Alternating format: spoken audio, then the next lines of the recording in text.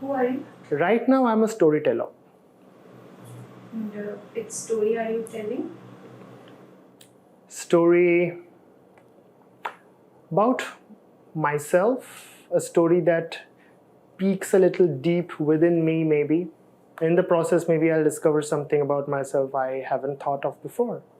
Have you ever felt captive? Okay, so this requires a bit, maybe a few seconds of a premise. Yeah, so something like, so I come from a working class background, lower middle class. And well, there were aspects uh, of that growing up. And I am the first person in my whole family to go to a private school. So from that perspective, there were certain expectations, and I showed signs of being bright right up in my childhood, early school days. My grades were good, and it was very obvious for my parents and others to think that I have a good future or a career ahead, the way they would define a good career, so to speak. But however, as I started growing into puberty, in different kind of companionships, or you can say peer groups, so on and so forth, how things turned out was my grades started slipping a little. And I remember distinctively in my 8th standard, I had a guardian call for scoring 85 in maths. And my teacher kind of told my mom, and I was there, right there, that if this goes on, he doesn't have a future.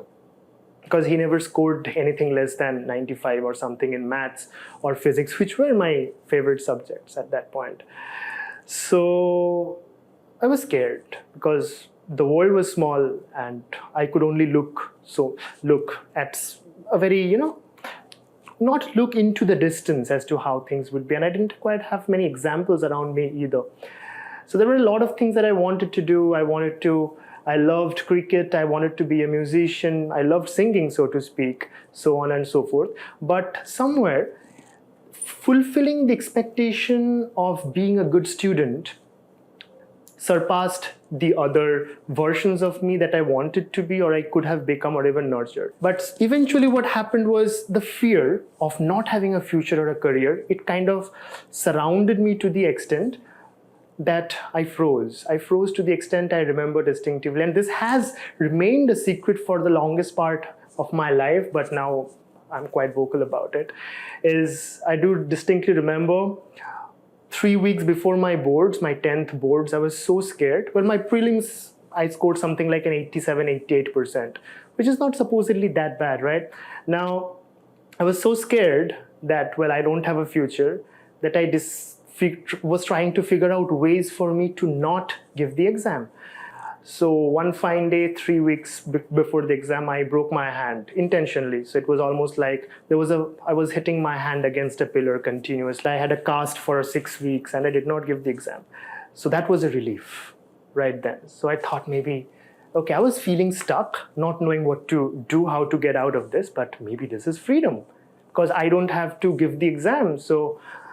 But soon enough, kind of, it was the starting of a vortex, of a kind of a vicious cycle which would go on and repeat in my 12th and my graduation and my marks. So my grades started sliding even further. I was kind of retreating back into myself more and more.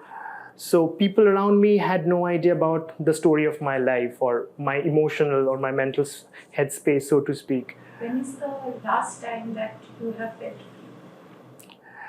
In line with this story itself, I would tell you, I really felt free, and I do. Probably that is what freedom stands for me.